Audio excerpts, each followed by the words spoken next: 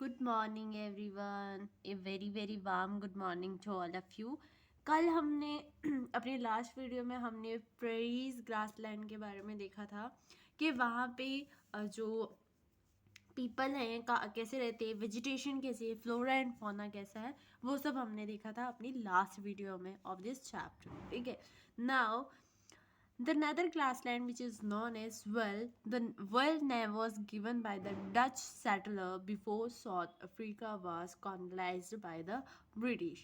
तो क्या था कि जो वेल था ना, वेल ग्रासलैंड जो है ना, इसका नाम एक डच सेटलर ने दिया था। सेटलर होता है जो रहने वाला, ठीक है, उसने दिया था।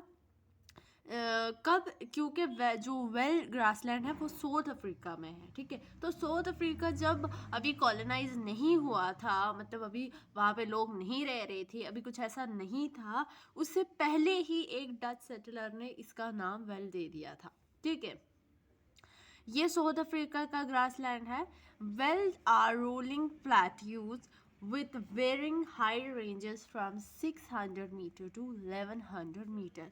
अब जो वेट ग्रासलैंड है ना, इधर प्लेट्यूज हैं बहुत सारे, ठीक है, जिनकी रेंज लगभग 600 मीटर से 1100 मीटर के आसपास रहती है। ठीक है, दैट मीन्स हमने देखा था कि जो हमारा प्रेरीज ग्रासलैंड था उसका ईस्टर्न एंड वेस्टर्न साइड पे, एक साइड पे तो उसके क्या थे, वैलीज थे, रिवर्स थे, है ना, ऐसे, और दूसरे साइड पे, मतलब एक साइड, उसके दोनों साइड पे यूएसए एंड कनाडा जैसी डेवलप्ड कंट्रीज ने सराउंड करके रखा था। लेकिन यहाँ पे वो कह रहा है कि इसके आसपास क्या है, जो वेल्ड है यहाँ पे क्या है, प्लेट्यूज हैं। ठीक है, और ये जैसे वो बाउंड था ना, किससे, हमारी डिफरेंट, आपने देखा था कि रिवर से बाउंड था, ठीक है, लेक से बाउंड था। यहाँ पे ये जो है, ये जो वेल ग्रासलैंड है, this veld grassland is bound by a Drakensberg mountain on the east side, and west side से ये कलाहारी डेजर्ट से क्या है, सराउंड है।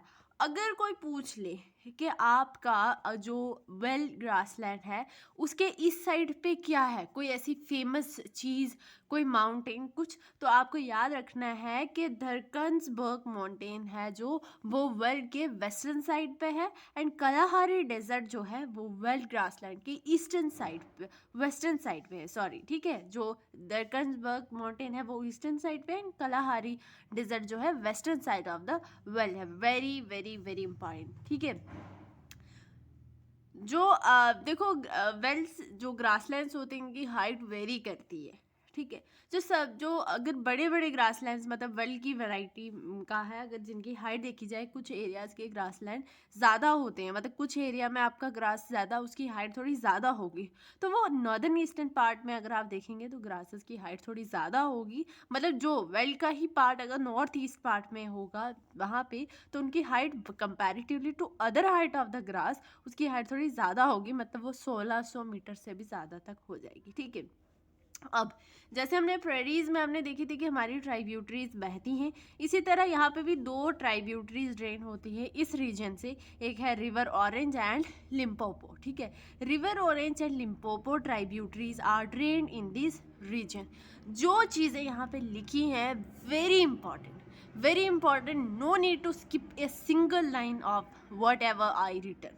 ठीक है, तो ये बहुत ज़्यादा इंपॉर्टेंट है। ठीक है, उसके बाद क्लाइमेट कैसा रहता है, आपके वर्ल्ड ग्रासलैंड का क्लाइमेट कैसा रहता है। ठीक है, क्लाइमेट यहाँ पे मॉडरेट ही रहता है। ठीक है, मतलब अब यहाँ पे लिखा हुआ है mild climate due to influence of Indian Ocean. Indian Ocean के इन्फ्लुएंस की वजह से यहाँ पे क्लाइमेट थोड़ा मिल्ड रहता है। विंटर कोल्ड एंड ड्राई होते हैं। टेम्परेचर 5 डिग्री टू 10 डिग्री के आसपास रहता है, और जुलाई को कोल्डेस्ट मंथ कहा जाता है यहाँ पे। ठीक है, July is the coldest month. Summer are shorter and warmer, और जॉन्सबर्ग रिकॉर्डेड है 20 डिग्री टेम्परेचर इन समर। और पीछे क्या था, प्रेरीज में हमने किस जगह को किया था, विनीबर्ग। ठीक है, वहाँ पे रिकॉर्ड किया था सबसे हाई टेम्परेचर विनीबर्ग में, और यहाँ पे कहाँ किया है, जोन्सबर्ग में। ठीक है, 20 डिग्री टेम्परेचर समर में। Rainfall in the summer month from November to February cause a warm ocean current that washes the shore of the world. तो जो रेनफॉल है वो समर मंथ में होती है, मतलब नवंबर टू फरवरी होती है, क्योंकि वार्म ओशंस करंट्स की वजह से। मैंने ओशन करंट्स आपको बताए हुए हैं, ठीक है, मैं ओशन करंट के बारे में यहाँ पे डिस्कस नहीं करूँगी। If rainfall is less in winter month from June till August then drought में ऑकर। अगर रेनफॉल, क्योंकि रेनफॉल हमें अच्छी खासी चाहिए, तो अगर विंटर में रेनफॉल कम हो जाती है तो क्या हो जाएगा, ड्रॉट जैसी प्रॉब्लम्स आ जाएंगी, ठीक है। उसके बाद यहाँ पे वेजिटेशन, कैसी वेजिटेशन रहती है, ठीक है, मतलब फ्लोरा एंड फौना कैसा है, वाइल्ड लाइफ कैसी है।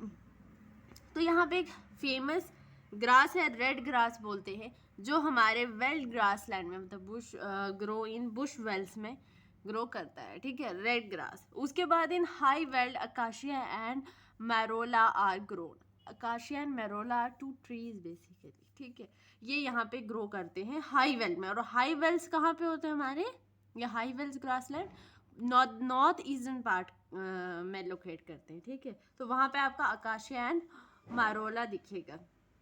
एनिमल्स आपके यहाँ पे लाइन, लेपर्ड, चीता एंड कुडू दिखेगा। अब यहाँ पे लोग कैसे रहते हैं, जैसे आपने देखा था कि वहाँ पे लोगों का डिफरेंट ऑक्यूपेशन रहता है, वो क्या डेयरी फार्मिंग सब चीज़ें, कौन से क्रॉप्स ग्रो कराते हैं, वैसे यहाँ पे भी कैटल रेयरिंग होती है एंड माइनिंग होती है, ठीक है। तो main occupation of the people living in where veld grassland are cattle rearing and mining. Cattle rearing मतलब वो वहाँ पे भी कैटल रेयरिंग थी, है ना, खास किस्म की कैटल रेयरिंग हमने वहाँ पे भी पढ़ी थी। यहाँ पे भी आपकी कैटल रेयरिंग होगी और माइनिंग होगी, ठीक है। सॉइल बहुत ज़्यादा फर्टाइल है, क्योंकि यहाँ पे डिसकंटिन्यू ग्रासेस ज़्यादा फर्टाइल नहीं है, सॉरी फर्टाइल नहीं है, नॉट फर्टाइल है, ठीक है, क्योंकि ग्रासेस ऐसा नहीं है कि पूरा इतना स्क्वायर किलोमीटर का एरिया है तो उस पूरे में ग्रासेस होगी, ग्रासेस नहीं होंगी पूरे एरिया में। कुछ एरिया ऐसे होंगे जहाँ पे आपको ग्रास नहीं मिलेगी, और जहाँ ग्रास नहीं होगी, कुछ होगा नहीं, तो वो फर्टाइल नहीं होगी लैंड, ठीक है। क्रॉप्स यहाँ पे कौन कौन सी ग्रो करवाते हैं, यहाँ पे आपकी क्रॉप्स में आता है maize, wheat, barley, oats and potato. फिर कैश क्रॉप में आपका tobacco, sugar cane and cotton, ठीक है, this are the cash crop. Cash crops कौन से होते हैं, जो हम कमर्शियली, जिनको हम यूज़ करते हैं फॉर द कमर्शियल पर्पज। यहाँ पे ऑक्यूपेशन देखा आपने, rearing, sheep rearing and dairy farming, mining भी, ठीक है। तो शीप रेयरिंग में खास किस्म की एक मैरिनो शीप होती है, जो जिसकी रेयरिंग की जाती है यहाँ पे, जिसको रखा जाता है। कौन सी शीप है, मिरेनो, ठीक है। तो याद रखना कि merino sheep rearing is done in world grassland, क्योंकि उसका जो वूल होता है बहुत ही ज़्यादा वार्म होता है, तो यहाँ पे बहुत ज़्यादा ठंड होती है, ठीक है। और डेयरी फार्मिंग मतलब कैटल को रेयर किया जाता है यहाँ पे, ठीक है। उसके बाद माइनिंग होता है, ठीक है, मतलब यहाँ पे मिनरल्स अवेलेबल हैं, क्योंकि मैंने बताया कि ये यहाँ पे क्या है, प्लेट्यूज हैं। तो आपको पता है कि हमेशा हमेशा हमेशा आपका जो क्या होगा, माइनिंग होगी वो प्लेट्यू वाले रीजन्स में ही होगी। तो प्लेट्यू है तो मिनरल्स अवेलेबल होंगे। Minerals, rich reservoir of minerals कौन कौन से हैं, आयरन है एंड स्टील है। तो यहाँ पे आयरन एंड स्टील, कोल, ये सब चीज़ें अवेलेबल हैं यहाँ पे, ठीक है। गोल्ड एंड डायमंड माइनिंग की जाती है साउथ अफ्रीका में। यहाँ के जो सबसे फेमस डायमंड माइन है उसको किम्बरली बोलते हैं, ठीक है। Kimberley is the famous diamond mines, ठीक है, याद रखना। उसके बाद यहाँ पे लोग ट्रेडिंग करते हैं, मतलब यहाँ पे ट्रेड होता है ब्रिटेन में और ट्रेडिंग करते हैं। और जॉन बर्ग, जो मैंने आपको बताया था कि जॉन बर्ग जो है वो आपका क्या रहता है, यहाँ पे सबसे हाईएस्ट टेम्परेचर, मतलब यहाँ पे 20 डिग्री तक का टेम्परेचर समर में रिकॉर्ड किया गया था। तो जॉन बर्ग ही गोल्ड कैपिटल है वर्ल्ड का, ठीक है। Johannesburg is known as gold capital of world. कोई भी पॉइंट स्किप मत करना, अगर स्किप हो गया कोई भी पॉइंट तो यू गन्ना miss a very important information, ठीक है। तो आपको फिर एक चीज़ पढ़ने के, क्योंकि जो सारी चीज़ें पॉइंट में लिखी हुई है ना, सारी बहुत ज़्यादा इंपॉर्टेंट है, ठीक है, तो याद रखना। तो ये चैप्टर तो हमारा ख़त्म हो गया, क्योंकि इसमें हमने कुछ नहीं पढ़ना था, सिर्फ हमने प्रेरीज एंड वेल, दो ग्रासलैंड की लाइफ के बारे में पढ़ना था, ठीक है। अब जो नेक्स्ट चैप्टर है वो लाइफ इन द डेजर्ट है, ठीक है। अब जैसे हमने पढ़ा कि लाइफ हमारी ग्रासलैंड्स में कैसी होती है, ऐसे यहाँ पे हमारी लाइफ डेजर्ट्स में कैसे होगी। अब देखो डेजर्ट क्या होते हैं, डेजर्ट एक एरिड रीजन होता है, मतलब it is an arid region with extremely high और low temperature and has a scarce vegetation. मतलब यहाँ पे एक्सट्रीम कंडीशंस होंगी, या तो टेम्परेचर बहुत ज़्यादा हाई होगा या टेम्परेचर बहुत ज़्यादा लो होगा, क्योंकि ऐसा तो नहीं है कि desert is only one type, deserts are many types. Like desert mainly दो टाइप की होती है, cold desert and hot desert. अब देखो जहाँ पे कोल्ड डेजर्ट है वहाँ तो कंडीशन एक्सट्रीम ही होंगी ना, मतलब बहुत ज़्यादा ठंड होगी तो एक्सट्रीम कंडीशन है ना। किसी चीज़ का एक्सट्रीम होना, किसी चीज़ का बहुत ज़्यादा एक्सेस में होना is known as extreme condition, ठीक है। तो डेजर्ट्स ऐसे एरिड रीजन होते हैं जहाँ पे एक्सट्रीम कंडीशंस होती हैं, या तो एक्सट्रीमली कोल्ड होगा या एक्सट्रीमली हॉट होगा, और यहाँ पे वेजिटेशन कम होगी, ठीक है। उतनी ज़्यादा वेजिटेशन आपको नहीं मिलेगी, क्योंकि एक्सट्रीम कंडीशंस में सिर्फ कुछ ही चीज़ें सर्वाइव हो पाती हैं, सारी चीज़ें अवेलेबल नहीं होती। अगर मैं सबसे पहले टेम्परेचर के बेसिस पे जो है डेजर्ट को डिवाइड करके रखा है इन्होंने यहाँ पे टेम्परेचर के बेसिस पे दो टाइप की डेजर्ट है, hot and the cold desert. अगर मैं सबसे पहले हॉट डेजर्ट की बात करूँ, सो हॉट डेजर्ट, तो आपको पता होगा कि वर्ल्ड की सबसे हॉट डेजर्ट कौन सी है, Sahara. Sahara is the hot desert located in the north Africa. अब ये जो सारे पॉइंट्स आपको मैंने लिखे हुए हैं ना, ये सब इम्पॉर्टेंट है, इन सब को पढ़ना है आपने, क्योंकि मैं पूरी एनसीईआरटी नहीं छापती हूँ, जो इम्पोर्टेंट पॉइंट है वही पिक करके लिखती हूँ यहाँ पे, ठीक है। तो आपको ये सारे पॉइंट याद करने हैं, सुनने हैं, समझने हैं, स्किप कोई भी नहीं करना है, ठीक है। तो स्किप कर दिया तो बहुत कुछ मिस हो जाएगा, ठीक है।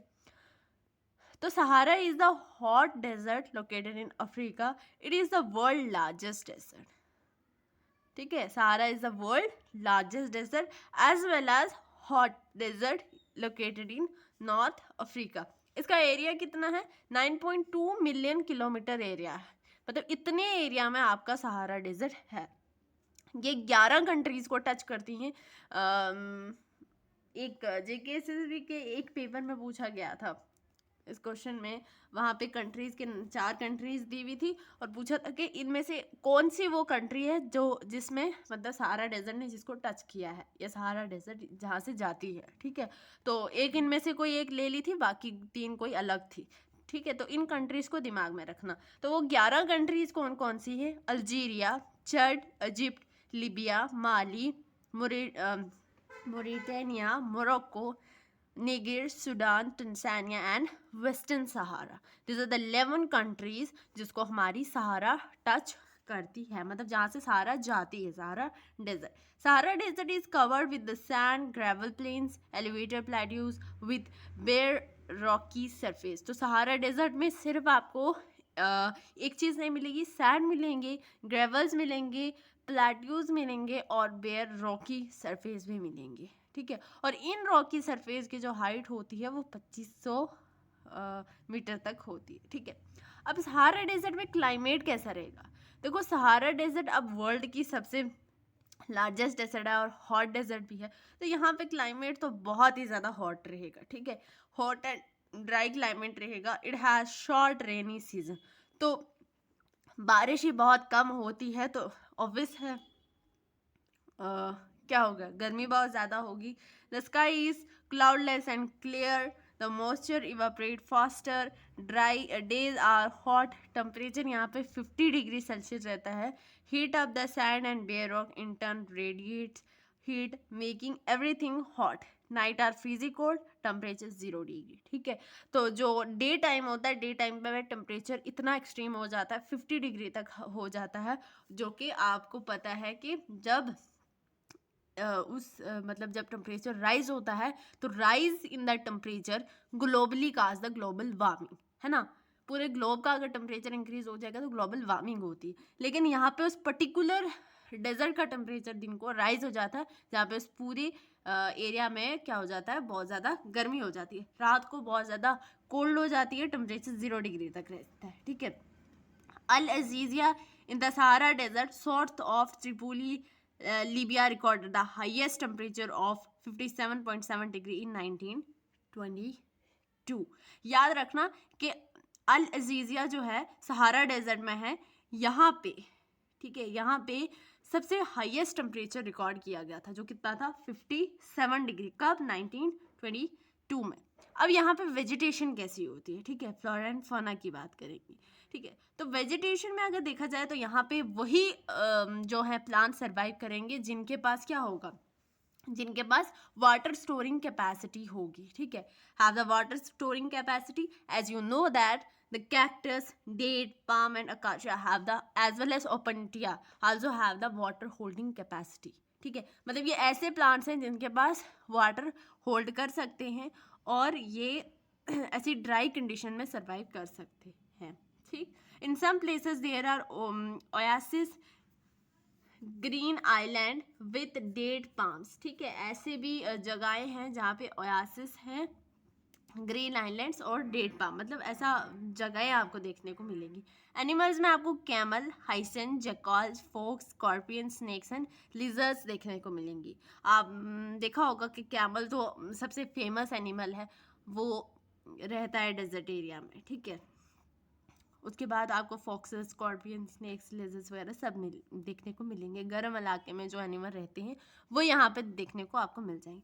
अब सहारा डेजर्ट में दो तरीके के, मतलब अगर पीपल की बात की जाए तो सहारा डेजर्ट में दो तरीके के ट्राइब्स रहते हैं, ठीक है।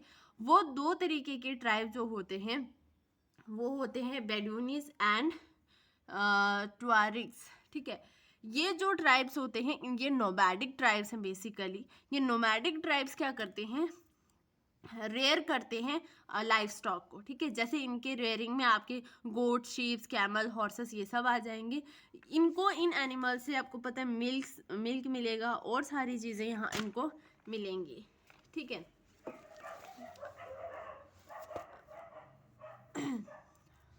जो इनको उन एनिमल से एक खास चीज़ लाइक हाइट्स मिलते हैं, मतलब हाइट से ये लेदर की बेल्ट बनाते हैं, स्लीपर, वाटर बॉटल्स, ऐसी सब चीज़ें बनाते हैं, ठीक है। और जो उन एनिमल्स के हेयर होते हैं उनसे ये mat, carpet, clothes and blankets बनाते हैं, ठीक है। They wear heavy robes as protection against dust storms and hot winds. हमने देखा होगा कि डेजर्ट एरिया में लोग ऊपर से लेकर नीचे तक अपनी पूरी बॉडी को कवर कर रखते हैं विद अ वाइट और अ ब्लैक, ब्लैक तो डालते नहीं, वाइट लाइक गोल्ड लाइक कुछ डालते हैं, ठीक है। तो वैसा क्यों करते हैं, वो अपनी बॉडी को कवर करके रखते हैं डस्ट से, ठीक है, ठीक है, और डस्ट और स्टॉर्म से। Oasis in Sahara desert and the Nile valley in Egypt support settled population. तो ये जो एरिया है सहारा डेजर्ट में, मैंने ओयासिस बताया, ओयासिस, ग्रीन आइलैंड, ठीक है, यहाँ पे, और नाइल वैली जो है इजिप्ट में, ये यहाँ पे पॉपुलेशन, अच्छी खासी पॉपुलेशन है, ठीक है। Crops such as rice, wheat, barley and beans are also grown.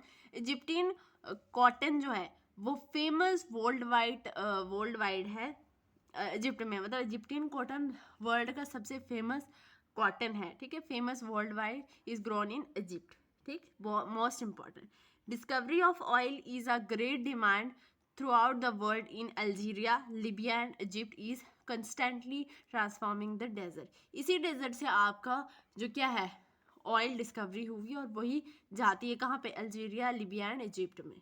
Minerals यहाँ पे iron, phosphorus, magnesium and uranium है। यूरेनियम हमारे इसमें लद्दाख में भी है, ठीक है।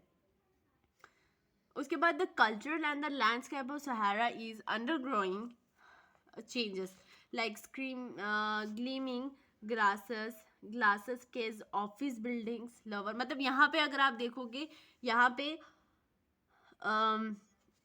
कैसे कैसे मतलब यहाँ पे ट्रांसपोर्ट सिस्टम क्या रहता है, ठीक है। तो यहाँ पे घर कैसे हैं, यहाँ पे बिल्कुल कच्चे मकान नहीं है, बिल्कुल अच्छी खासी बिल्डिंग्स हैं, अच्छे खासे घर हैं।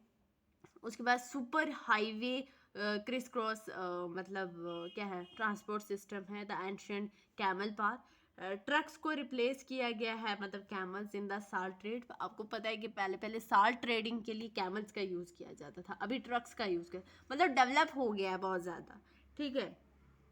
उसके बाद dragons are seen eating as guides to foreign tourist, मतलब ये नोमैड जो है, नोमैडिक पीपल एंड ट्राइबल्स हैं। ये नोमैडिक पीपल या ट्राइब्स जो है वहाँ पे क्या करते हैं, काम करते हैं, सिटीज़ में मतलब जॉब ढूंढते हैं ऑयल या फिर गैस ऑपरेशंस में, सबसे इम्पॉर्टेंट चीज़ है, सबसे इम्पॉर्टेंट पॉइंट जो है वो ये है कि जो depression are formed when wind blow away the sand. जब एक मतलब जब हवा चलती है, बहुत ज़्यादा तेज़ हवा चलती है, उस टाइम पे आपने देखा होगा कहीं की विंड कहीं जाकर पहुंचती है। तो जब वो विंड एक पर्टिकुलर जगह से चली जाती है दूसरी जगह पे, है ना, तो वहाँ पे cause of these underground water reaches the surface. मतलब क्या होता है ना, आपको पता है कि हमारी ज़मीन के नीचे पानी है, ठीक है, यू नो दिस।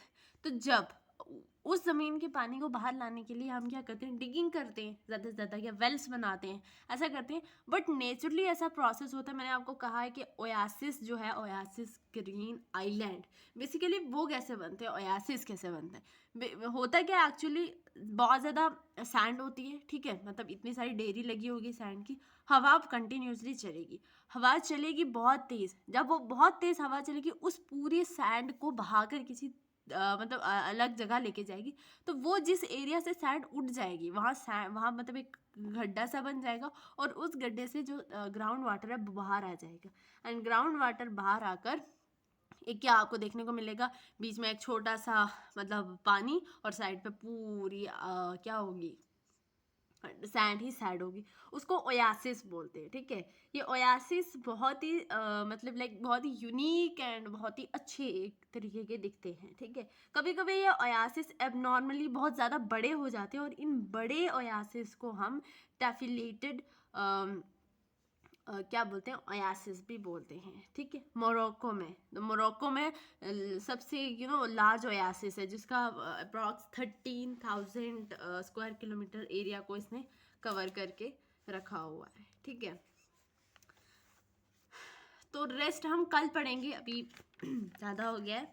कल हम पढ़ेंगे इसके बारे में आधा और पढ़ेंगे, यहाँ पे और फेमस चीज़ें हैं काफ़ी सारी, वो पढ़ेंगे, और अपने फेमस लद्दाख यूटी के बारे में पढ़ेंगे, कुछ बहुत ही इंटरेस्टिंग चीज़ें, ठीक है, जिसमें से बहुत क्वेश्चन पूछे गए थे, ठीक है।